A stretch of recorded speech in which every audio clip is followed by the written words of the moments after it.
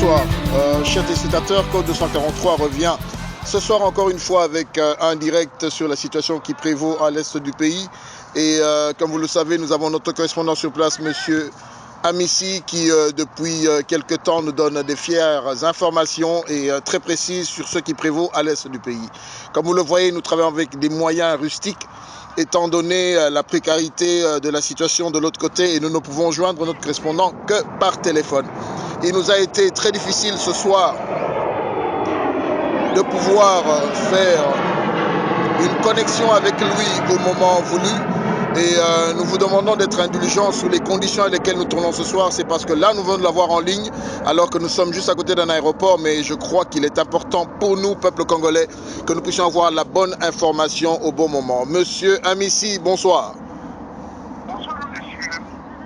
Nous vous remercions, il est pratiquement 21h30 heure de Washington, 2h30 à Bukavu. Pouvez-vous nous faire le point sur la situation qui prévaut?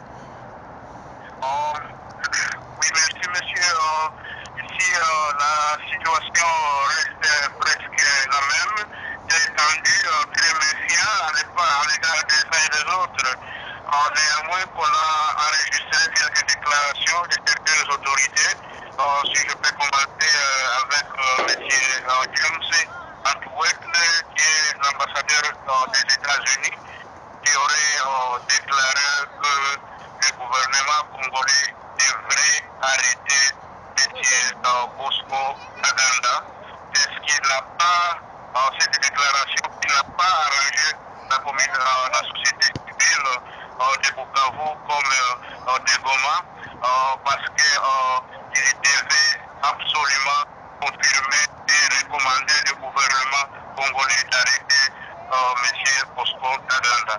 Et de la part aussi de quelques cadres des droits de l'homme comme la voix de Savoie, qui était très indignée et déçue de la part de cette déclaration, et qu'il s'agissait de l'ambassadeur de dire que le gouvernement congolais doit arrêter le général Bosco Ntaganda.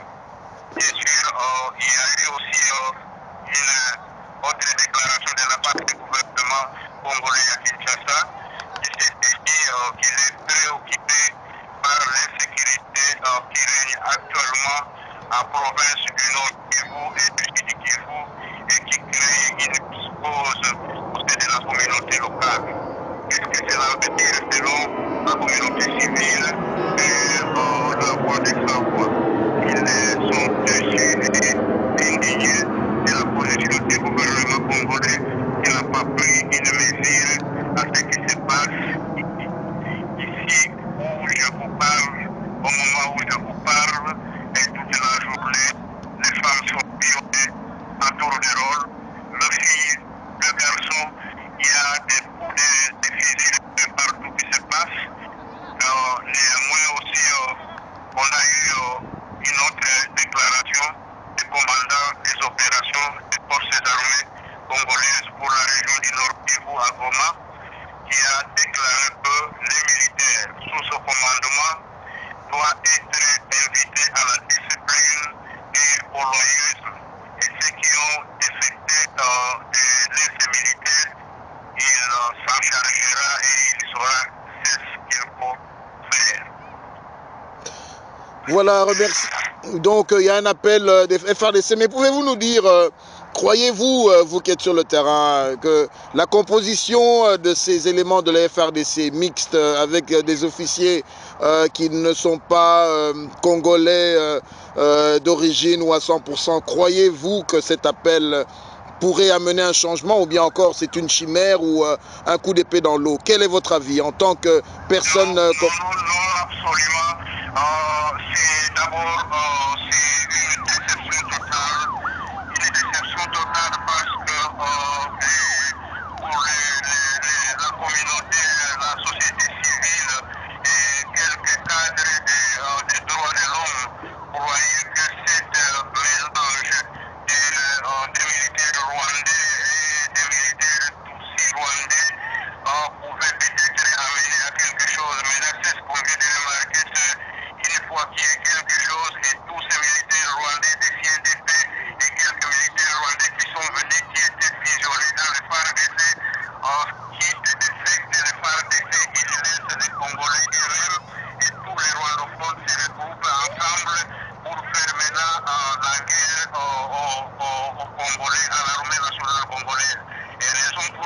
d'ailleurs que le commandant des opérations des forces armées congolaises de Nord-Kivu ici à Goma a déclaré qu'il inviterait à tous les militaires à la discipline et au loyalisme.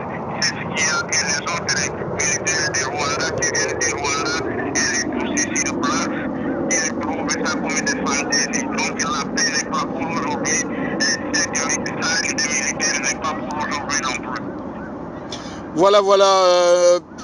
Mais pour ce faire, bon, pouvez-vous, Bosco Tanganda, est-ce qu'il y a des informations sur lui? A-t-il été localisé? Dans quel coin, d'après vous? À vous. Bosco Tanganda, d'après, il y a des sources qu'on dépend qui parlent. Il y a des fois, on est situé qu'il est dans le territoire de Rutshuru jusqu'à la frontière congolaise et rwandaise. Il y a d'autres aussi qui spéculent que quand les militaires des colonels Mutibusi ont quitté le Rwanda, ils sont rentrés chez nous, qu'il y avait d'autres militaires et ces cadres qui ont traversé les côtés pour aller se mêler avec les militaires du colonel Mutibusi. Et raison pour laquelle on a eu même sur les tronçons où Villa, Baraka et Fizi, les commandants, les colonels Sylvain et King, qui est chargé de la communication de l'opération Amanileo, qui a déclaré que les militaires du colonel Mutibusi rwandais aussi, qui sont rentrés et ils voudraient s'accaparer du magasin de l'armement à Baraka. Alors le FARDC congolais, ils ont barré la route, ce qui n'est pas arrivé à atteindre les objectifs de prendre tous les armes qui étaient dans le magasin et les munitions à Baraka. Ok, merci. Vous comprenez bien, chers téléspectateurs, nous voulons nous en excuser. Nous sommes dans des conditions un peu difficiles. Nous nous tournons à l'extérieur compte tenu du fait que nous venons à peine de rentrer en contact avec M. Amissi. Vous devez comprendre que Bukavu, sans électricité, cela ne facilite pas la tâche à notre correspondant de pouvoir avoir des piles de téléphone bien chargées. Avez-vous une dernière information? Nous voulons vous prendre congé de manière à ce que vous puissiez quand même passer une nuit dans des conditions qui sont celles-là et que nous puissions reprendre contact avec vous demain. À vous. Oui, merci. Ici, c'est vrai, les conditions ne sont pas bonnes ici. Les conditions ne sont pas bonnes. Il y a même, on a pris ce soir, presque vers la couche du soleil, qu'il y avait des miliciens qui ont quitté la province du Maniema pour monter vers la province orientale. Ils sont allés rencontrer le FARDC stationnés à Nia, qui se sont confrontés entre eux, ce qui a causé aussi plus ou moins 5000 Congolais, familles qui se sont indépendantes partout dans la forêt, principalement la localité de Bengaï, de Itembo, de Bambouissa, de Zania et de Lingola, toujours dans le territoire de Mambasa. Donc la population est partout dans la forêt, les familles sont partout dans la forêt. Juste pour vous dire que ici ce n'est pas facile, c'est très difficile, les gens souffrent, les gens meurent, c'est difficile de vous dire. Voilà, les gens souffrent, les gens meurent, nous compatissons. C'est vrai que nous sommes dans des conditions autres ici aux États-Unis et j'en profite pour réitérer l'appel que vous avez lancé hier en Swahili et en français au peuple congolais du Kivu, du Sud-Est et d'ailleurs, même ceux dans la diaspora. Je vous en prie, peuple congolais, l'heure n'est plus à tergiverser, l'heure n'est plus aux petites querelles, l'heure n'est plus au positionnement, l'heure est au rassemblement derrière un programme, derrière une idée claire, parce qu'il y a un temps pour tout, un temps pour pleurer, un temps pour marcher et un temps pour se battre. Je crois qu'il est temps aujourd'hui que le peuple congolais puisse se lever comme un seul homme et qu'il fasse son travail et qu'il puisse se libérer une fois pour toutes de toute cette mascarade qui draine depuis une dizaine d'années.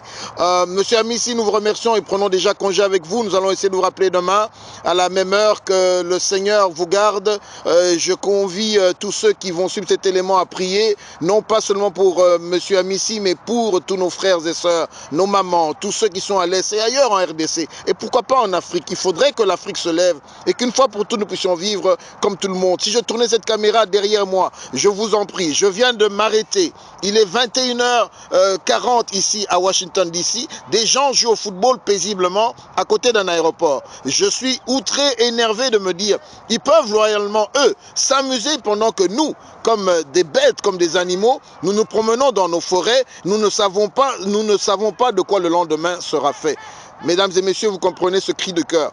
Je voudrais au passage également demander à toutes les personnes qui vont suivre cet élément, si vous vous trouvez à Goma, dans l'Ouvira, à Massissi, quelque part à l'est, en dehors de Bukavu, et que vous voudrez nous donner des informations, veuillez utiliser le numéro de téléphone qui suit, ou encore nous envoyer un email, ou rentrer en contact avec nous via Facebook, Twitter, ou encore d'autres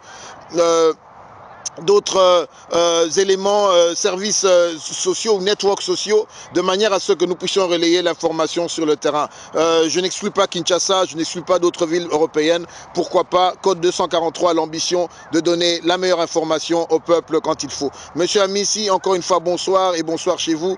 Bonne nuit, bye bye. Merci, au revoir, que Jésus soit avec nous, maître. Amen, amen.